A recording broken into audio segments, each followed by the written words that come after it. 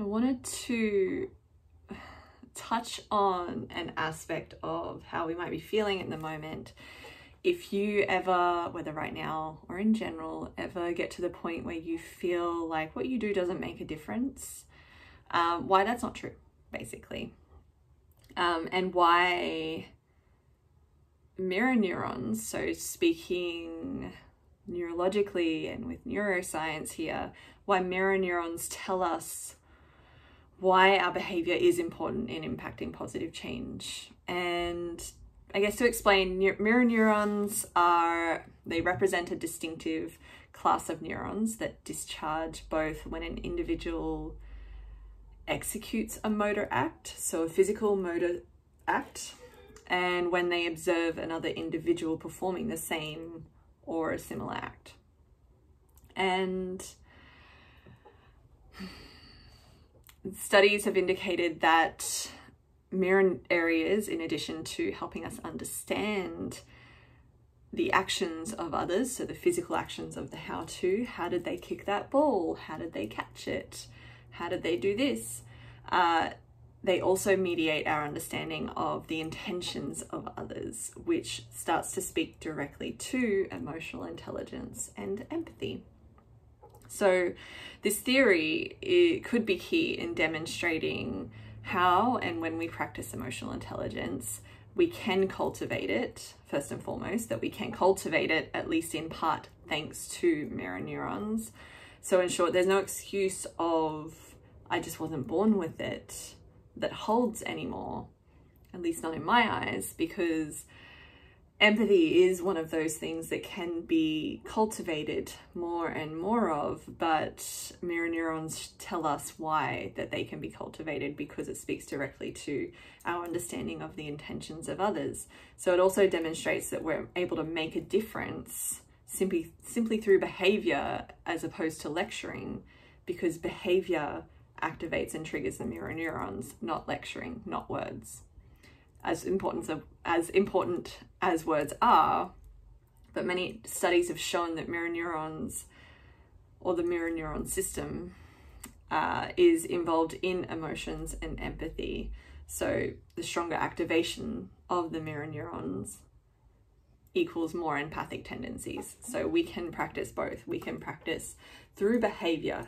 And again, coming back to the general explanation of what mirror neurons are, which was about the execution of motor acts. It's our own behavior, how we execute our behavior, our physical behavior, how we show up, physical behavior, and how we choose to respond, how we choose to act, but also practice activating them in the behavior of others. And there's also the element that comes into who we hang around, who we choose to watch on the news or choose to follow. So what kind of characters basically do we choose to follow? Do we follow people who are lecturing, who are trying to enforce change through verbal rhetoric? Or are we being around people or following people as leaders who show up and practice what they preach? So there are political leaders that very distinctly do one way or the other, practice one way or the other.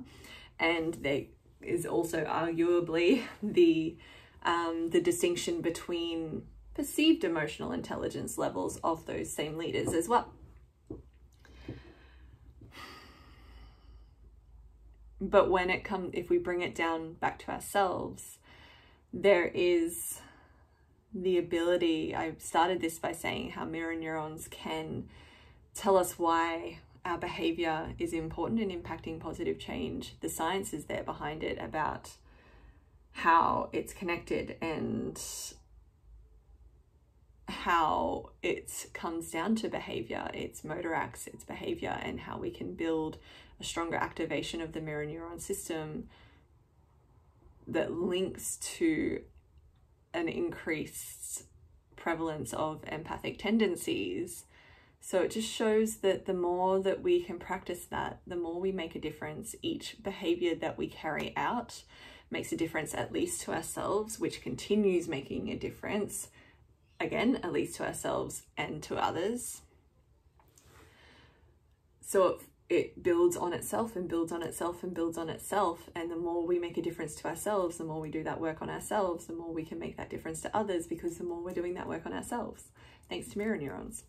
And then it just keeps going, and I could keep saying the same thing because it keeps building on itself and building on itself and building on itself.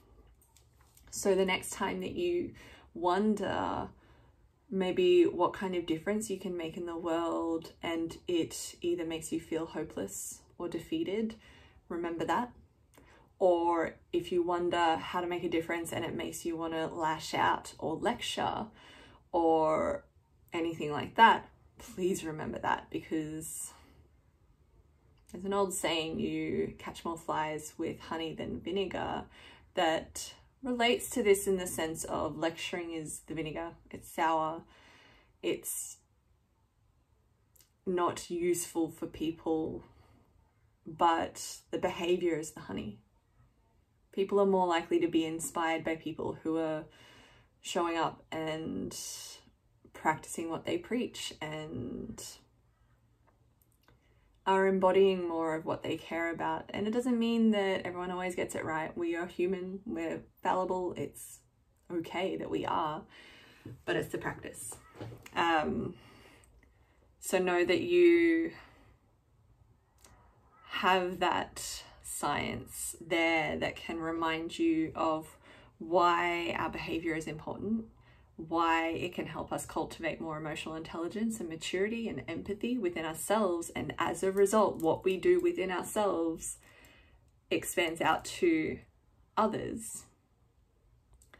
And all of that, simply all of that, why our behavior matters versus choosing not to do anything, because that's still a decision, that's still a behavior. So consider that. If you needed a practical or scientific reminder of why that is important, you have it. There's so much interesting data around mirror neurons and how they work, and there's lots of theories, but there's lots of proven theories, or there's several studies that are saying the same thing. So there's lots out there around it. So know that it's not under-researched as such, but there's definitely more that could be done. But what is there already tells us enough to get moving and to get started with what's more useful for us in how we conduct ourselves in our lives, but also how we show up. And any level of expectation we have on ourselves is harsh. It's just a matter of knowing that we do make a difference, each and every one of us. But the more that we remember that, the more that we can do it intentionally.